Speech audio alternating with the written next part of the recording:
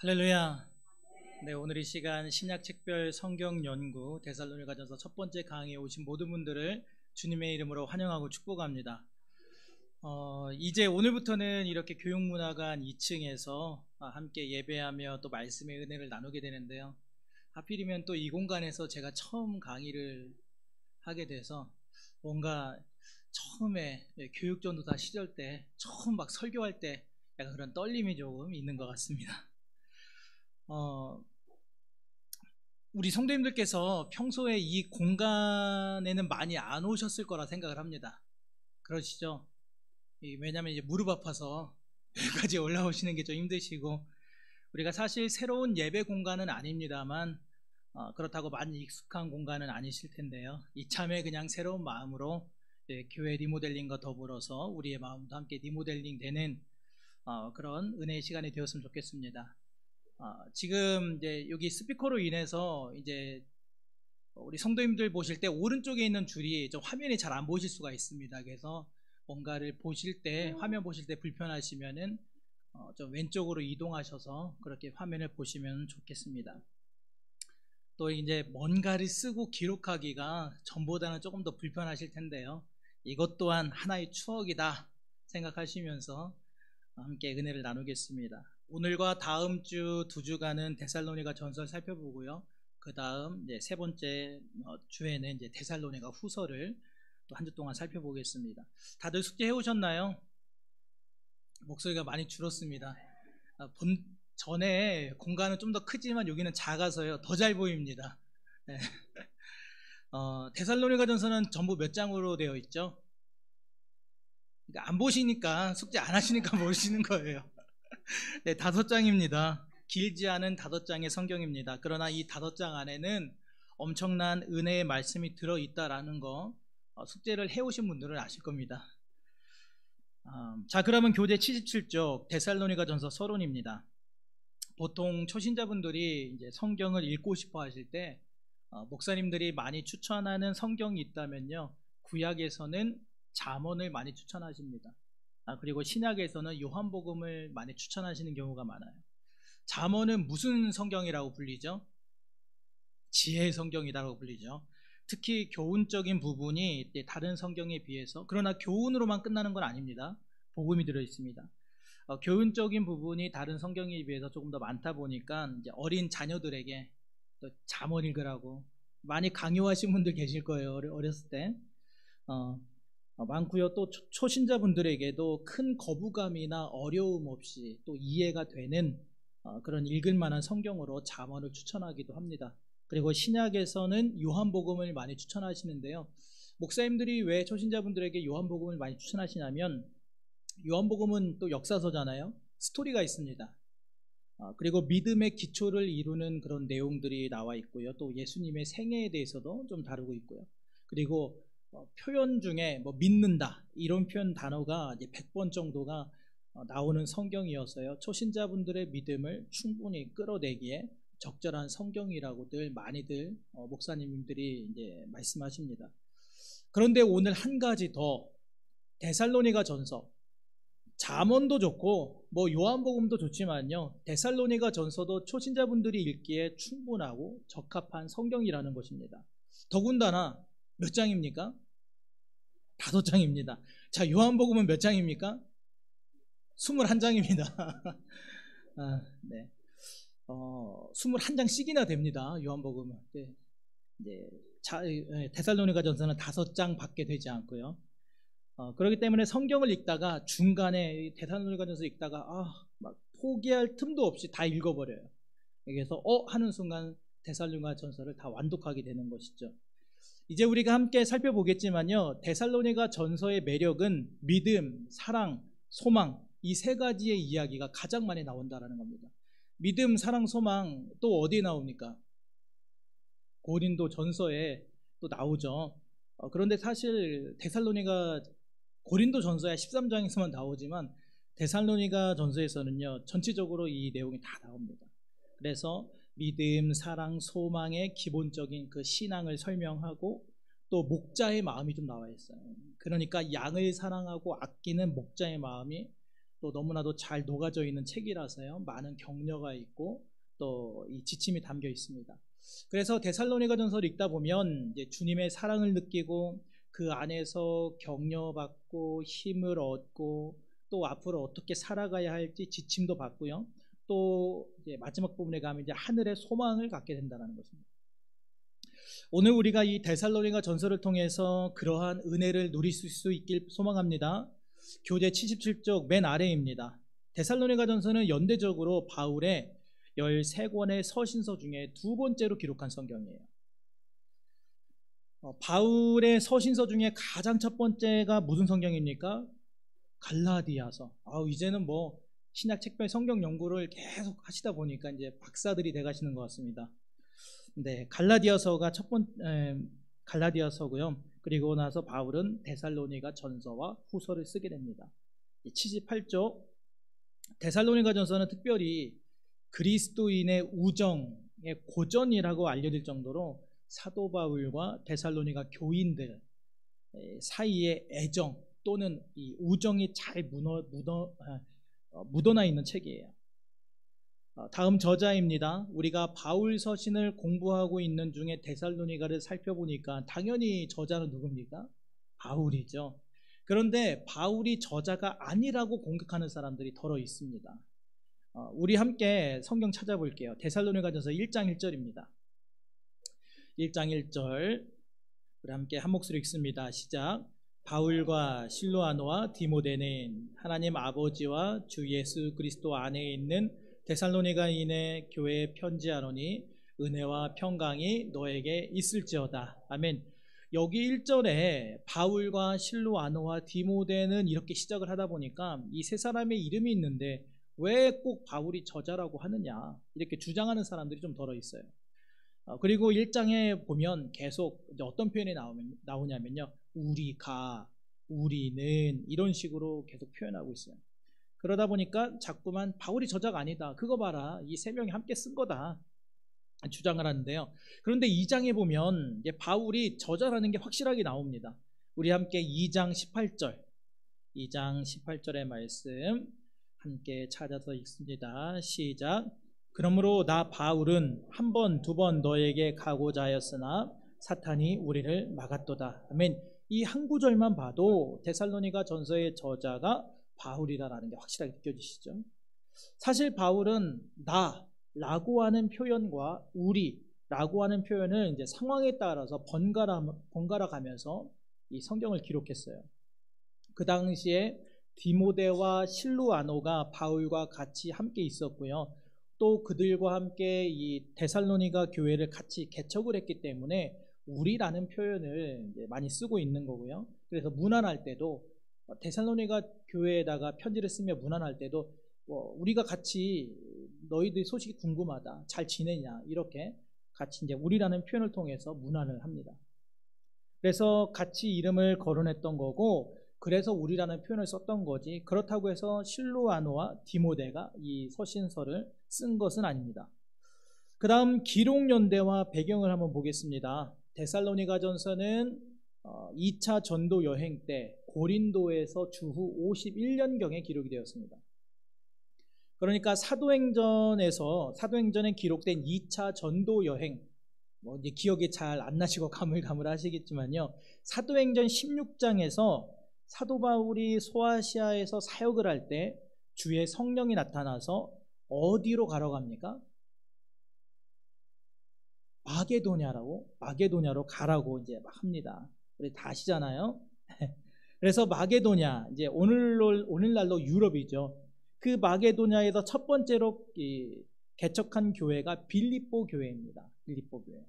그렇게 빌립보 교회를 개척을 하고 거기에서 이제 약 160km 정도 떨어진 데살로니가 지역에 가서 3주 동안 머물면서 교회를 개척해 놓고, 그 다음 사도 바울이 이제 교회를 떠나서 이제 아덴을 갑니다. 아덴을 가고 그 다음에 또 베레아를 거쳐서 또 고린도로 가게 됩니다.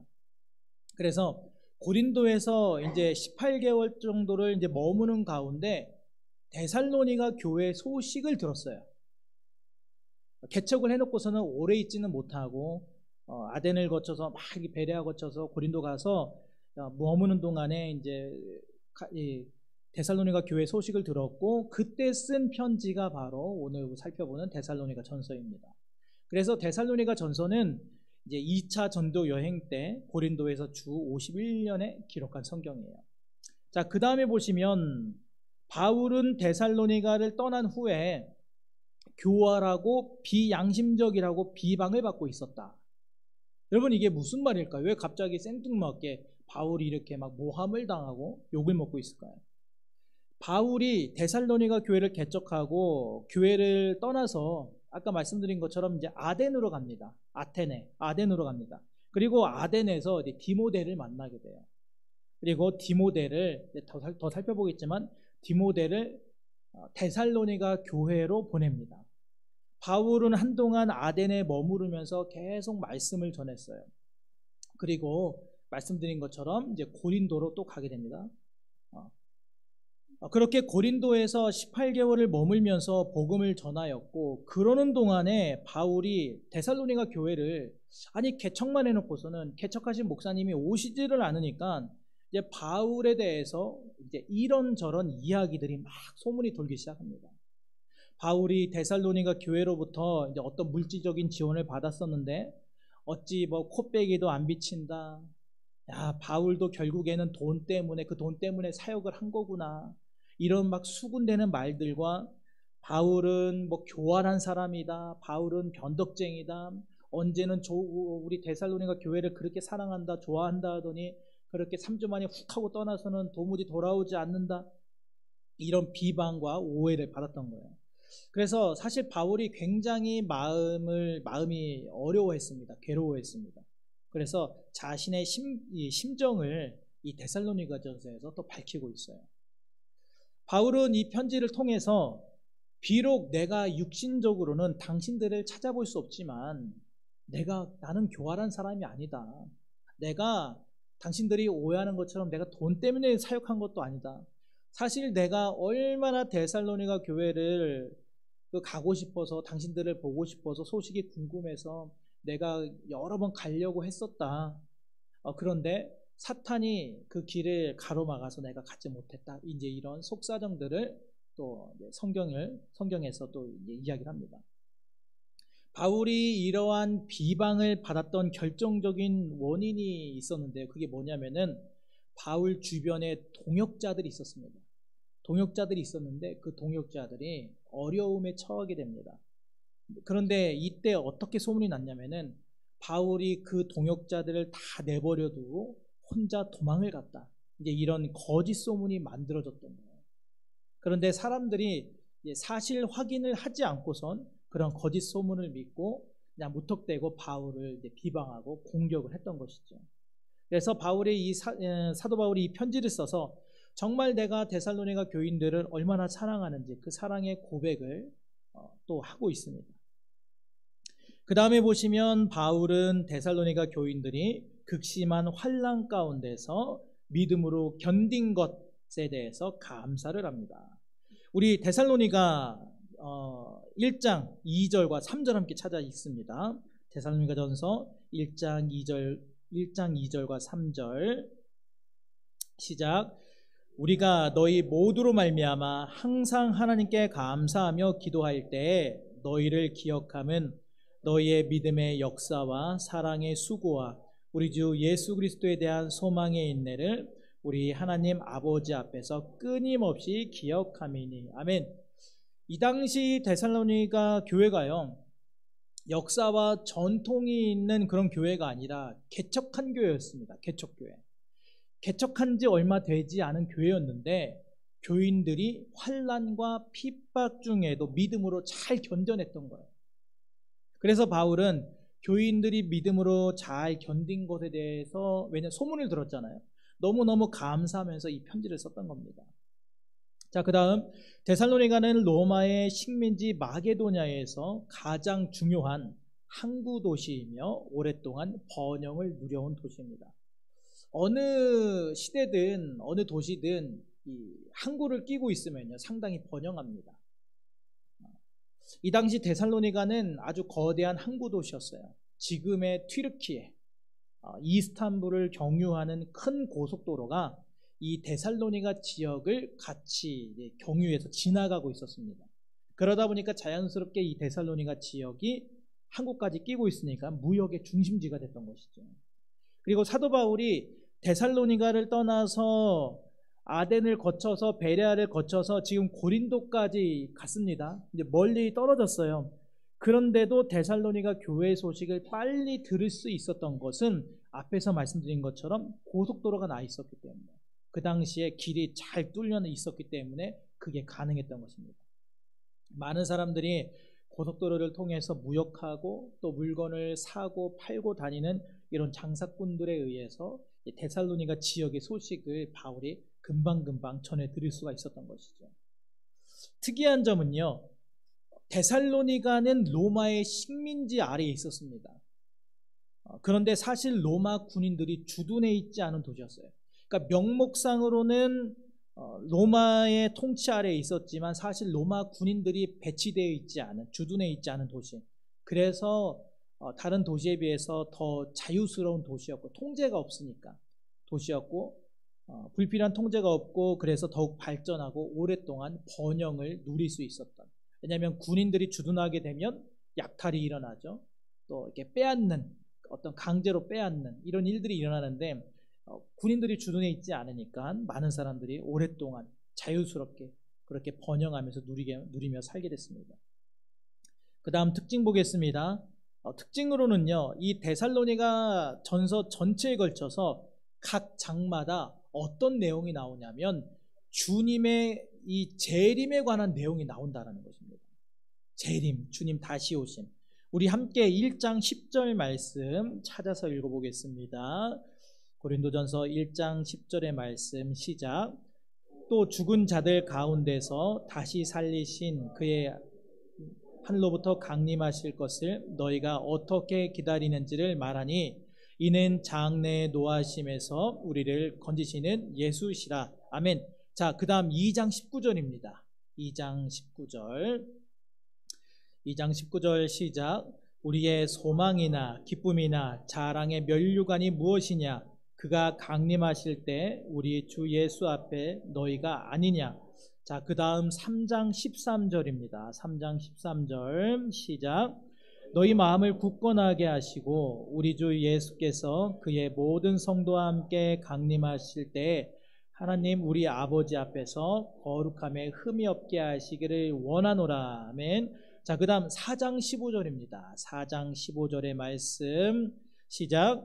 우리가 주의 말씀으로 너에게 이것을 말하노니 주께서 강림하실 때까지 우리 살아남아 있는 자도 결코 앞서지 못하리라. 아멘. 그 다음 5장 23절 함께 찾아 읽습니다. 5장 23절의 말씀 시작.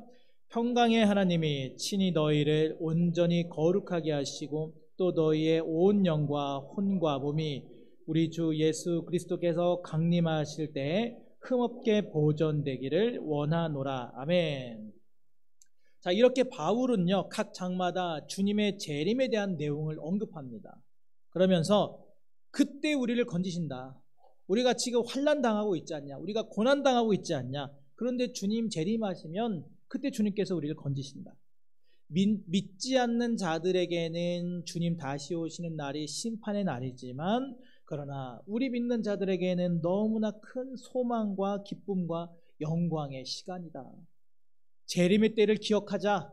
그래서 우리는 주님 다시 오실 것을 기억하면서 우리가 매일매일 하루하루 1분 1초를 거룩한 삶으로 살아가야 된다. 주님의 재림은 오늘 당장의 슬픔 가운데 있는 우리의 삶이지만 그러나 반드시 우리에게 그날에는 기쁨과 소망이 된다. 위로가 된다. 그리고 우리는 그 다시 오실 그날을 기억하면서 우리는 성화를 이루어 가야 한다. 계속해서 우리는 주님이 기뻐하시는 대로 원하시는 삶을 우리는 살아가야 한다. 성화는 우리의 목표이다. 우린 변화되어야 된다. 이렇게 데살로니가 전서에서는 각 장마다 주님의 재림을 언급하는 특징을 가지고 있습니다. 자, 그 다음은 교재 79쪽 전체적인 개관입니다. 1장부터 3장까지는 바울이 자기의 개인적인 상황에 대해서 설명을 해요. 내가 왜 데살로니가를 못 갔는지, 사실 내가 엄청 가고 싶었는데 못 갔다, 이렇게 걸어왔던 자신의 뒤를 돌아보면서 설명들을 하고요. 그리고 4장과 5장은 앞을 내다봅니다. 앞에 소망을 가지고 앞을 내다보면서 실제적인 교훈과 권면을 이야기합니다. 그리고 이 데살로니가전서에서 아주 중요한 세 단어가 나오는데요. 아까 말씀드린 것처럼 믿음, 사랑, 소망입니다. 믿음, 사랑, 소망. 고린도전서 13장 사랑장에 나오는 말씀이죠. 맨 마지막 13절에 보면 믿음, 소망, 사랑, 이 세 가지는 항상 있을 것인데 그 중에 제일은 뭐다? 사랑이다. 너무 크게 말씀하셔서 깜짝 놀랐습니다. 저도 사랑합니다. 자, 이 세 가지는요, 우리 크리스천의 덕목 중에서 아주 중요한 세 가지죠. 그래서 데살로니가전서 1장, 2장 중간까지는 믿음의 역사에 대해서 이야기하고 2장 17절에서 13절, 3장 13절까지는 사랑의 수고, 그리고 4장과 5장은 소망의 인내, 이렇게 이야기합니다. 고린도전서 13장이 이제 사랑에 관해서 집중적으로 이야기를 했다라면 데살로니가전서는 믿음과 사랑과 소망에 대해서 아주 적절하게 잘 설명해 주고 있어요. 그래서 이 성경의 강조점이 어떻게 되냐면요, 구원과 섬김과 또 소망, 여기에 있습니다. 결국에는 주님의 재림을 기다리는 성도들의 성화에 대해서 어떻게 주님을 닮아가야 하는가, 어떻게 우리가 열매를 맺어가야 하는가, 그 거룩한 삶에 대해서 이야기하는 책이 바로 데살로니가 전서입니다. 자, 그러면 이제 내용을 한번 살펴보겠습니다. 사도 바울은 이제 우리가 계속 바울 서신을 살펴봤지만 항상 처음에 편지를 쓸 때 편지를 받는 수신자들에게 문안 인사를 하죠. 어느 책을 보든지 항상 사도 바울은 은혜와 평강이 너에게 있을지어다 하면서 이렇게 문안을 합니다. 그러면서 이제 개인적인 상황, 내가 왜 못 가게 됐는가, 내가 당신들을 만나고 싶었는데 왜 못 가게 됐는가, 1장, 2장, 3장에 걸쳐서 이제 이야기를 합니다. 그런데 바울이 자신의 개인적인 상황을 이야기하기 전에 앞서서 가장 먼저 했던 게 뭐였습니까? 우리가 아까도 2절과 3절을 살펴봤었죠. 데살로니가 교인들을 위해서 데살로니가 교회가 보여준 신앙의 덕목에 대해서 먼저 하나님께 감사를 드리고 있었다는 거예요. 그러니까 자신이 막 뭔가를 내가 좀 당신들한테 오해를 받고 있었다, 막 이런 이야기를 하기 전에 먼저 하나님께 감사를 하고 있어요. 내가 기도할 때마다, 이제 2절과 3절에 나옵니다. 내가 기도할 때마다 너희를 기억함은, 그러니까 사도 바울이 기도할 때마다 이 데살로니가 교회 성도들이 떠오르는 거예요. 뭐가 떠오릅니까? 너희의 믿음의 역사, 그러니까 교회가 보여준, 성도들이 보여준 믿음의 역사가 떠오른다는 거예요. 그리고 사랑의 수고, 교회가 하나가 되어서 사랑으로 모든 걸 감당한 그 수고가 떠오른다는 것이죠. 그러니까 기도할 때마다 떠오르는 거예요. 그리고 우리 주 예수 그리스도에 대한 소망의 인내를 우리 하나님 앞에서 끊임없이 기억하는, 이렇게 바울은 데살로니가 교회가 보여준 신앙적 덕목, 즉 믿음, 사랑, 소망에 대해서 감사를 드립니다. 그리고 이 신앙의 덕목은요, 우리 그리스도인들이 필수적으로 갖추어야 할 덕목이라는 것입니다. 여러분 생각해 보세요. 데살로니가 교회가 개척교회입니다. 우리 교회처럼 뭐 50년의 그 전통과 역사를 자랑하는 교회가 아니에요. 탄생한 지 얼마 되지 않은 신생교회입니다. 그런데 벌써 이 교회가 소문이 난 거예요. 뭐 이상한 소문이 난 게 아니라 좋은 소문이 났던 거고요.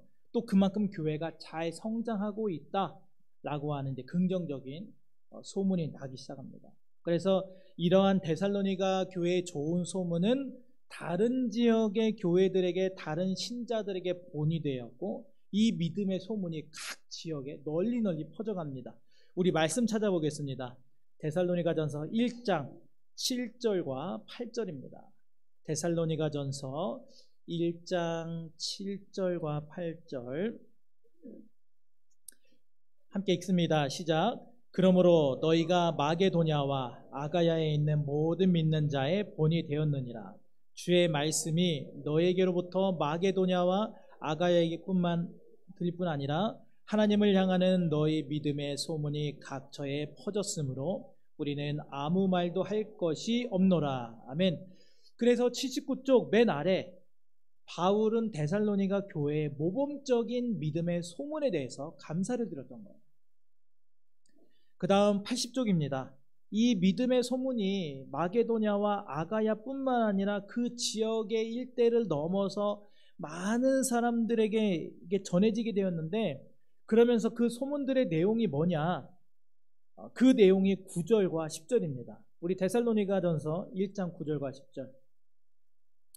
9절과 10절 같이 읽습니다. 시작.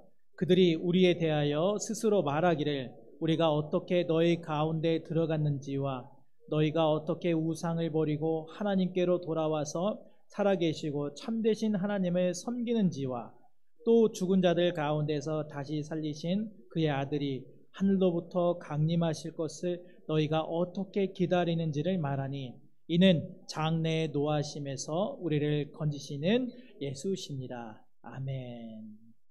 여러분, 오늘 우리의 믿음이 우리 교회 안에서만 서로 칭찬하는 걸로 끝나는 것이 아니라, 물론 필요합니다. 격려하고 칭찬해야죠. 그러나 그것뿐만 아니라 우리 가정에서, 또 우리 이웃에서, 직장에서, 일터에서, 이 지역 사회 가운데 믿음의 좋은 소문으로 이어지고 또 사람들에게 그리고 하나님께 기억이 되어지는 저와 여러분이 될 수 있기를 소망합니다. 그래서 우리 각 사람의 믿음을 통하여 우리 수유중앙교회가 이 50년의 역사만큼이나 얼마나 큰, 우리 교회가 얼마나 큰 믿음의 저력을 가지고 있는 교회인지, 그리고 우리가 믿는 하나님이 어떤 분이시고 어떤 일을 하셨고 앞으로 우리 교회를 통하여서 어떤 일을 이루어 가실지 그 하나님의 영광을 나타내는 우리의 믿음이 되어질 수 있기를 소망합니다. 자, 그 다음 2번, 이제 데살로니가전서 2장의 내용으로 넘어가겠습니다. 2장에서 바울은 데살로니가 교회 교인들과 함께 있을 때의 관계, 어떻게 지냈는가 그 관계를 설명하는데요.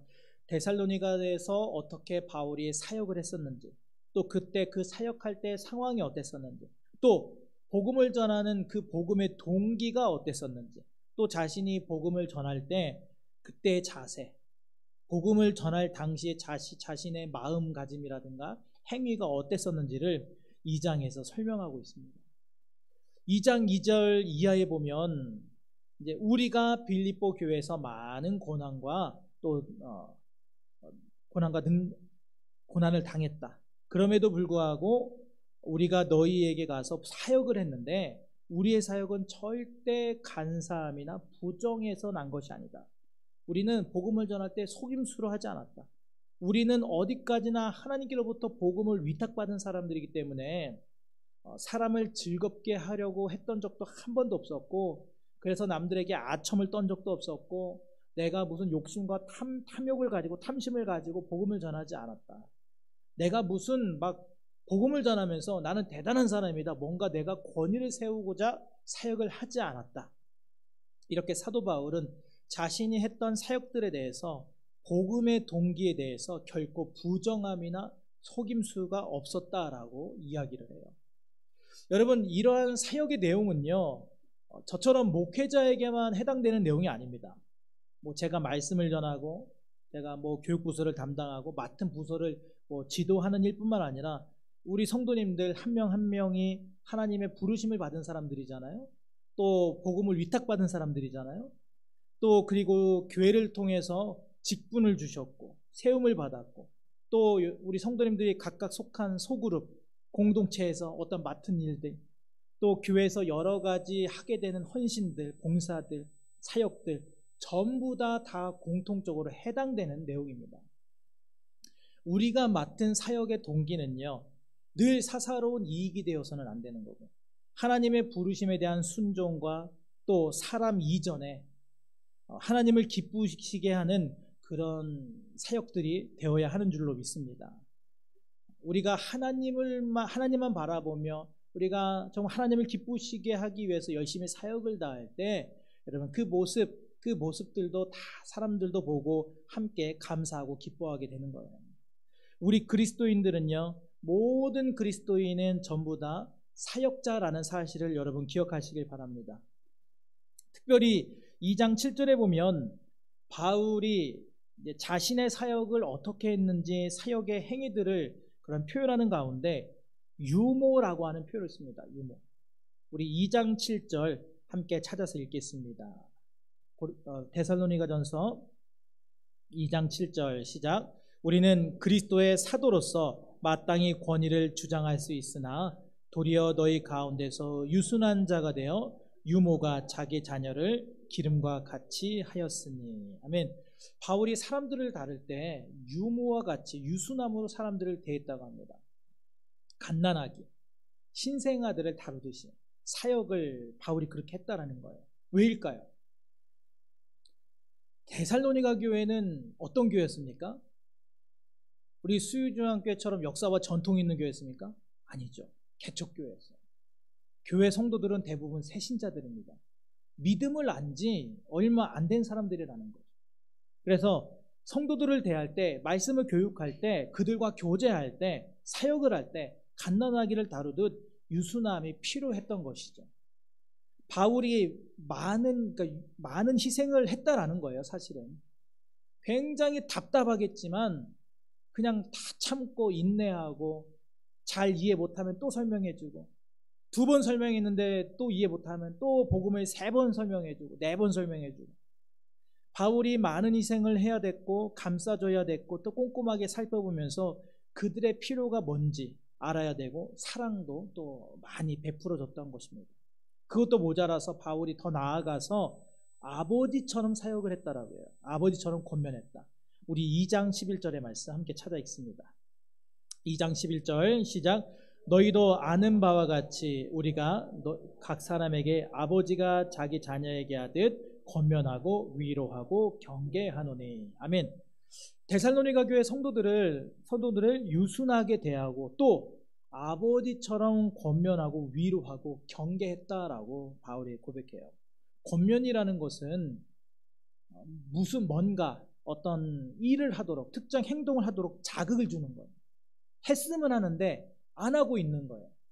그래서 그거를 막 강제로 하는 게 아니라 기분 나쁘지 않게 할 수 있는 마음을 불러일으키게 하는 것이죠. 자극을 주는 거예요. 맡겨진 일을 잘할 수 있도록 바울은 위로가 필요한 자들에게는 위로해주고 또 격려하고 또 경계했다라는 것은요, 교훈을 했다라는 거예요. 교훈이 필요한 자들에게는 적절한 믿음의 교훈을 누가 누구에게 하듯이 아버지가 자녀에게 하듯이 그렇게 했다라는 거예요. 왜입니까? 그리스도 안에서 데살로니가 교인들은 아까 말씀드린 것처럼 아직 갓난아기니까, 신생아니까, 새신자니까 바울이 거기에 맞게 맞춤적인 사역을 하게 된 것이죠. 그렇게 바울은 10절 밤낮으로 일하면서 복음을 전하고 그들 앞에서 거룩하고 흠없이 자신이 사역을 했던 것을 이야기를 합니다. 이렇게 바울은 함께 있었을 때 관계를 설명을 했어요. 데살로니가 성도들이 서운해하니까, 안 찾아온다고 서운해하니까 이렇게 함께 있었던 그런 관계들을 설명하면서요, 80쪽 2번의 B번, 데살로니가 교인들이 구원받은 것, 이 구원받은 것에 대해서 하나님께 감사를 드려요. 구원받은 지 얼마 안 된 사람들이 아직 새신자들인데 어떻게든 경건한 삶을 본받으려고 막 그런 애쓰는 모습을 보니까 너무 감사했고, 또 그런 가운데 아직 새신자들인데 그런 새신자들에게 고난이 찾아왔어요. 고난이 왔을 때 그런데 인내합니다. 다들 도망가고 아유 안 믿어 하고 도망가는 것이 아니라 그 믿음을 부여잡고 끝까지 인내를 해요. 그것에 대해서 바울이 자신이 너무너무 감동하고 감사한 것이죠. 그 다음 3번에 보시면 바울은 데살로니가 교인들과 이제 헤어지게 된 이후에 헤어졌지만 지금은 몸과 몸이 떨어져 있지만 여전히 그들을 향해서 깊은 애정이 있다는 것을 표현을 합니다. 2장 17절 말씀 함께 읽습니다. 2장 17절 시작. 형제들아 우리가 잠시 너희를 떠난 것은 얼굴이요 마음은 아니니 너희 얼굴 보기를 열정으로 더욱 힘썼노라. 아멘.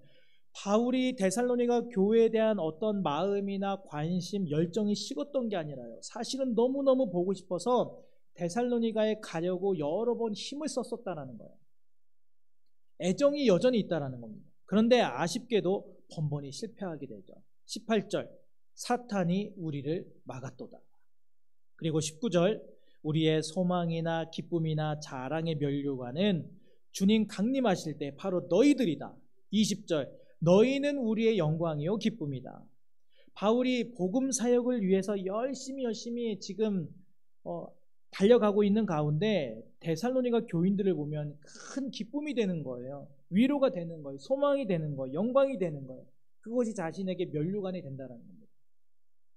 다들 그런 경험 해보셨을 거예요. 이제 신앙생활을 이제 수십 년 하시다 보니까 전혀 예수님을 알지 못했던 사람인데 이제 우리 교회 수유주한테 전도되어서 왔습니다. 아무것도 몰라요. 교회에 뭐 처음 와봤대요.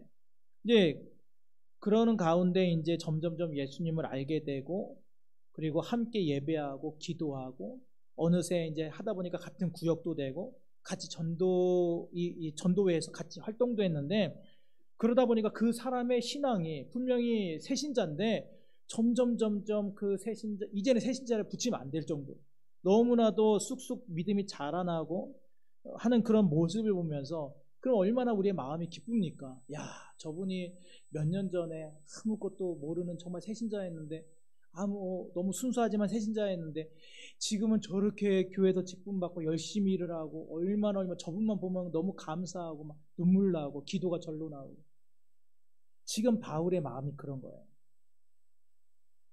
그리고 바울은 다시 데살로니가를 방문하고 싶은 그런 간절한 마음이 나타납니다. 그래서 더욱더 그래요.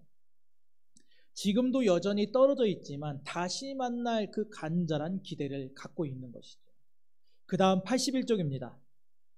오늘은 이제 3장까지만 함께 살펴보겠습니다. 바울은 그들의 믿음을 견고하게 하기 위해서 디모데를 내가 보낸다. 이제 이런 이야기를 3장에서 언급을 해요. 앞에서도 말씀드렸지만 바울은 사실 데살로니가 성도들을 되게 보고 싶어 했잖아요. 그리고 가려고 여러 번 시도를 했습니다. 애정은 있는데 마음은 간절한데 갈 상황이 여건이 계속 안 만들어지는 거예요. 또 아직 자신은 아덴에서 머물러야 했기 때문에 그래서 디모데를 보낸다라고 하는 그런 이야기를 합니다. 3장 1절에 보면 이제 우리가 아덴에 머물기를 좋게 생각했다라고 하고 있는데요. 이 얘기가 무슨 아덴이 너무 좋아서 아덴이 막 무슨 별천지라서 데살로니가 가기 싫은 거예요. 막 그래갖고 지금 막 야 나는 여기가 너무 좋다. 나는 여기서 죽어도 여한이 없다. 이렇게 해서 이런 마음으로 내가 디모데를 대신 보낸다. 이런 게 아닙니다. 아덴에 지금 자신이 혼자 남게 되었다라는 뜻인데요. 아덴에서 여러 동역자들과 함께 있었다가 다른 동역자들은 다 떠나갑니다. 그리고 아덴에 지금 바울 자신이 혼자 남았어요. 아덴에서 복음을 전해야 되는데 아직도 복음을 전할 곳이 많은데 다른 사역자들이 다 떠나가고 지금 자신만 남은 거예요. 솔직히 자신도 가고 싶죠. 데살로니가 가서 그 교인들 보고 싶으니까. 그런데 이 복음을 전하는 것 때문에 그래서 내가 가지 않고 혼자만 남게 되었다. 이 이야기입니다. 괜히 막 바울의 입장을 제가 지금 막 멋지게 과장 해석하는 게 아니라요. 3장 1절에 보면 머물기를이라고 하잖아요. 머물기를. 여기에서 머물다라고 하는 이 헬라어 표현이요. 사랑하는 사람을 하늘나라로 먼저 떠나보내고 혼자 남게 되었을 때 그때 사용하던 표현이 바로 이 머물다라는 표현입니다. 헬라어식 표현. 지금 그러니까 사실 굉장히 슬픈 표현인 거죠. 남들 다 떠나가고 나 혼자 외롭게 아덴에 남아요. 나도 떠나가고 싶지만 복음 전할 곳이 아직도 많은 거예요. 그래서 이 복음적인 사명을 다하기 위해서 나라도 혼자 이곳에 내가 자처해서 이곳에 남게 되었다. 이제 그런 표현이 아덴에 남기를 좋아했다 이렇게 표현이 지금 되어 있는 겁니다.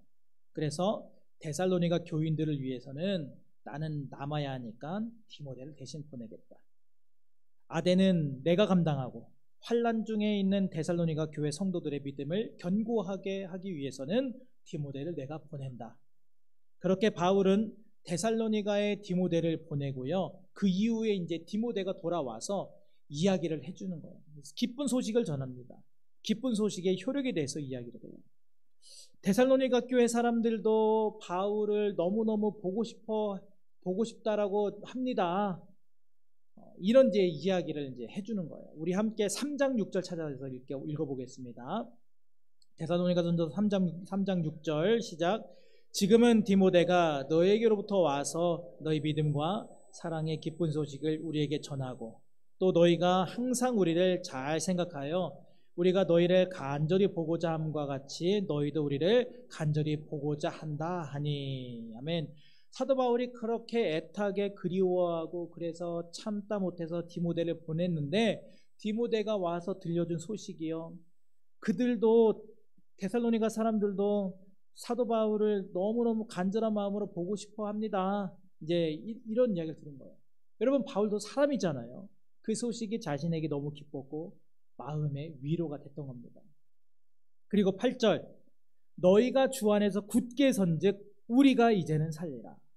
여전히 데살로니가 교회가 영적인 진리에 굳게 서 있다라는 소식에 안도가 되었어요. 그러니까 마음이 살겠다는, 바울의 마음이 얼마나 애절했겠어요.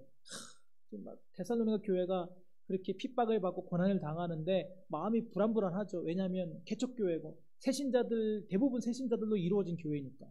그런데 디모데가 와서 전해준 소식이 믿음으로 아직도 든든하게 서 있습니다.